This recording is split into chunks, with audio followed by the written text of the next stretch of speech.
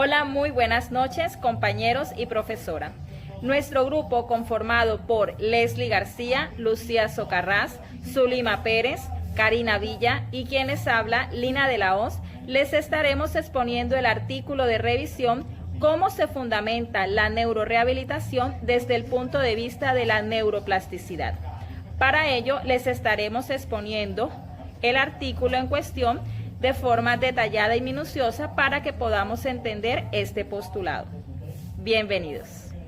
En este artículo, la autora inicia recalcando que la tesis de Santiago Ramón y Cajal, que planteaba todo puede morir, nada puede regenerarse, en estos últimos años ha cambiado radicalmente, debido a los estudios, pruebas y evidencias que demuestran que con la aplicación de modernas tecnologías se ha dado paso al estudio de la plasticidad. Pero antes de hablar de estos estudios y sus evidencias, centrémonos en entender un poco estos grandes conceptos, para así comprender mucho mejor la importancia en las neurociencias. La neurorehabilitación, entonces, es el proceso médico o tratamiento multidisciplinar coordinado que busca recuperar de forma y funcional al paciente luego de una lesión neurológica por medio de la plasticidad cerebral, es decir, de la capacidad de aprender nuevas habilidades en pacientes que han sufrido una enfermedad cerebrovascular. Por consiguiente, la neuroplasticidad está propicia al sistema nervioso de modificar su funcionamiento y organizarse en compensación a diversos cambios ambientales o lesiones neuronales, encontrando causas más frecuentes de discapacidad motora en adultos, sobre todo, se da a causa de los accidentes cerebrovasculares y traumas cráneoencefálicos, en donde la parte afectada estudios especializados como el TAC permiten observar cómo esta evolución a corto y largo plazo de la reorganización funcional del área lesionada del cerebro, que este tipo de lesiones ocasiona alteraciones muy variadas dependiendo del tipo de lesión que se dé, puesto que entre más grande sea el accidente cerebral, mucho mayor la reorganización de los eventos químicos de la sinapsis, a consecuencia de la liberación de las neuronas, astrocitos, entre otros, que interactúan con los elementos de la sangre que pueden llevar a una muerte celular por isquemia, debido a que estas lesiones pueden darse por una oclusión vascular que ocasiona una cascada de eventos químicos, hipoxia o isquemia cerebral que se da por falla total del bombeo cardiovascular, isquemia cerebral focal en donde el flujo sanguíneo se reduce, isquemia global pasajera entre las neuronas. Y por último, la isquemia grave, en donde el tejido neuronal pierde su integridad y facilita la muerte neuronal. Y cada una de ellas merece un tratamiento especial, inhibidores o excitatorios, y de la cantidad de calcio, ya que este puede ser un factor clave en los procesos que conducen el daño neuronal irreversible. Y es vital en cualquiera de estos casos las primeras 24 horas desde el inicio de la sintomatología para poder prever el deterioro neurológico del paciente. Ahora, mi compañera Karina les hablará sobre los diferentes accidentes o lesiones en el tejido neuronal. Muchas gracias.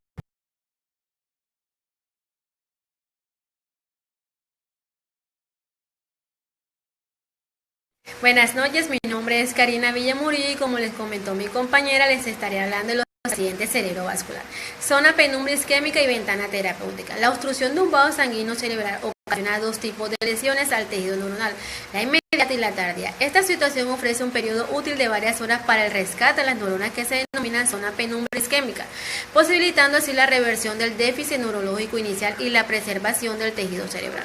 Se considera como la única área tratable. Lógicamente, el periodo de tiempo durante el cual penumbra persiste representa una ventana potencial de oportunidades terapéuticas, ya que la disminución de las reservas de oxígeno y glucógeno desencadenan diversos procesos patológicos que conducen a la muerte cerebral. De manera que la zona penumbra constituye el blanco principal para la mayoría de las intervenciones médicas agudas aplicadas entre las 3 y 6 horas postdiscal. El periodo postdiscal se considera como el periodo inmediatamente posterior a una crisis convulsiva, en el que el cerebro se recupera. Astru et al. definen el área de penumbra como el tejido isquémico que se encuentra perfundido en unos flujos sanguíneos cerebral por debajo de 20 milímetros sobre 100 gramos por minuto, donde comienza a manifestarse el déficit electrofisiológico y funcional, y por encima del umbral del agotamiento de membrana de 10 milímetros sobre 100 gramos por minuto, nivel para el cual las neuronas son incapaces de mantener la integridad de la membrana, resultando así la muerte celular. Puede desarrollarse estrategias neuroprotectoras. Estudios cuantitativos han reflejado que las alteraciones electrofisiológicas después de un ACV isquémico se manifiestan durante los 3 primeros meses, esto debido a la supervivencia de neuronas que se encuentra en el área periférica. La ventana terapéutica es el tiempo que transcurre entre el inicio de la isquemia hasta el momento en que la neurona pierde la capacidad de sobrevivir. La ventana terapéutica a su vez influye en la ventana de reperfusión, es decir, es un tiempo entre 6 y 8 horas cuyo objetivo sería evitar la panecrosis, es decir, una lesión, un fallo energético en el área central y el desencadenamiento de fenómenos secundarios sobre las regiones de penumbra. La ventana de neuroprotección, periodo durante el cual las medidas neuroprotectoras pueden reducir o impedir el daño ocasionado por la isquemia cerebral o por la reperfusión tardía en la penumbra isquémica. Los astrocitos desempeñan un papel fundamental en el ACV, tanto en el establecimiento de la lesión definitiva como en la reparación tisular. Durante la isquemia, el edema de los astrocitos es el primer cambio morfológico observado, siendo de los factores responsables de la disminución de la del glutamato. Las células gliales que sobreviven al episodio isquémico sufren un proceso de hipertrofia, es decir, daño.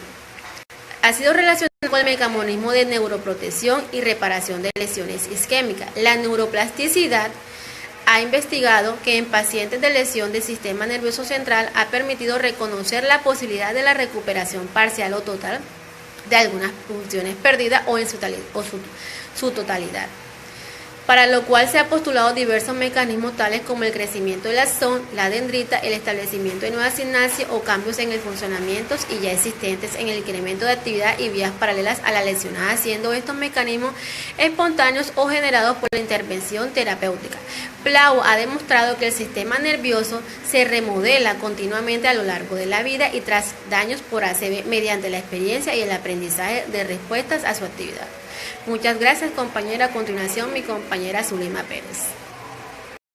Hola, buenas noches. Mi nombre es Zulima Pérez. Como ya se ha dicho de la plasticidad funcional y su influencia sobre la plasticidad cerebral, que tiene la estimulación y su posterior recuperación, encontramos otro mecanismo de recuperación funcional que se conoce como transferencia de nivel, que puede ser de un nivel superior a uno inferior o viceversa en el caso de lesiones motoras. La transferencia puede ser de un nivel superior volitivo de movimiento a uno inferior automatizado.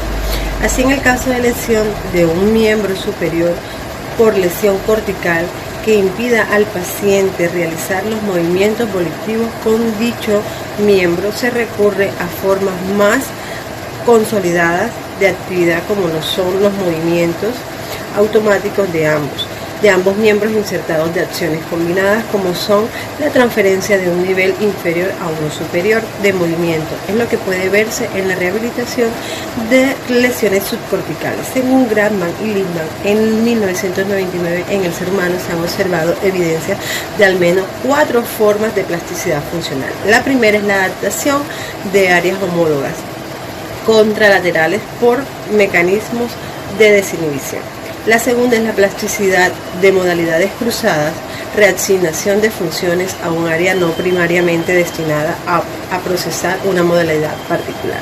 La tercera es la expansión de mapas somototápicos, reorganización funcional. Y la cuarta, el desenmascaramiento compensatorio, que es la desinhibición o reorganización funcional. Estas formas de plasticidad no son más que expresiones de los factores de reforzamiento de la actividad sináptica que ayudan a un reajuste de la inhibición y la desinhibición en el circuito cortical y probablemente en el establecimiento de nuevas sinapsis como consecuencia del surgimiento de nuevas colaterales dendritas y axonales. En el caso particular de las lesiones motoras, las vías accesorias pueden ser fibras preservadas a los brazos anteriores y posterior de la cápsula interna en el tronco cerebral. Ahora bien, la plasticidad sináptica se da inicialmente en la sinapsis, pues eran consideradas inmutables en sus propiedades funcionales como puntos de soldadura entre los componentes de un circuito eléctrico. Esto a su vez es una propiedad que emerge del cerebro y es el funcionamiento de las neuronas cuando éstas establecen comunicación que modula la percepción de los estímulos del medio, tanto los que entran como los que salen. Además, encontramos que estudios realizados posteriormente han ido demostrando las propiedades plásticas de la sinapsis. Estas capacidades plásticas de las conexiones sinápticas pueden expresarse de diversas formas según su duración y los mecanismos implicados. Por ejemplo, existen mecanismos que conducen a cambios transitorios de la eficacia sináptica en el orden de milisegundos a segundos. Estudios realizados posteriormente han ido demostrando las propiedades plásticas de la sinapsis. Ejemplo de estos mecanismos son la facilitación o inhibición por pulsos variados a la potenciación, que al parecer dependen de la acumulación del calcio residual en la terminal presináptica, y su duración es limitada por los mecanismos de tampón de este ion. Otras formas más duraderas, como la llamada potenciación y a largo plazo, es considerada el mejor modelo de cambio funcional en la conectividad sináptica, dependiente de la actividad de su descubrimiento. Se le vinculó a los procesos de memoria, pero en la actualidad se propone como un mecanismo importante en la modulación funcional de la sinapsis y los procesos de remodelación que producen a la recuperación de funciones perdidas como consecuencia de lesiones o trastornos degenerativos. A continuación los dejo con mi compañera Leslie. Gracias. Buenas noches, compañeros y profesora. Mi nombre es Leslie García y hablaré un poco sobre los mecanismos de la LTP y la plasticidad cortical. Bueno, los mecanismos de la LTP pues son como un aumento duradero en la comunicación sináptica entre dos neuronas como consecuencia de una estimulación eléctrica de alta frecuencia. Pues también es un proceso complejo considerado como mecanismo que lleva al almacenamiento de algunos tipos de neuronas, pues estos son patrones de actividad sináptica que producen un aumento duradero en la transmisión de señales entre neuronas. La plasticidad cortical pues es una de las herramientas que ayuda en la adquisición de capacidades cognitivas, pues por lo tanto, esta tiene la facultad de moldear nuestro cerebro, pues para que éste logre adquirir y mantener los nuevos aprendizajes. Pues también es importante ejercitar pues la plasticidad del cerebro, como lo son los procesos cognitivos, los sensorio-perceptuales, los motores, e incluso de procesamiento emocional. Pues estos estarán sanos de inhibirse de esta cualidad del cerebro. Se deteriorarán, se degenerarán y pues serán incapaces de responder a condiciones de daño o lesiones. Muchas gracias. Los dejo con mi compañera. Teniendo en cuenta las intervenciones de mis compañeras Lina, Karina, Zulima y Leslie, podemos concluir entonces ya en la parte final de una serie de evidencias que nos arroja este artículo sobre la neuroplasticidad desde el punto de vista de la neuroplasticidad, encontrando que Brown, en un experimento con ratones para examinar los cambios en la estructura neuronal luego de una enfermedad en el cerebro vascular, observando que el primer grupo se mantuvo estable, pero en el segundo grupo, donde se modificó plásticamente la corteza periférica, se percibieron cambios y mejoras en el incremento de las espinas, dendritas y vasos sanguíneos alrededor de la zona de la lesión.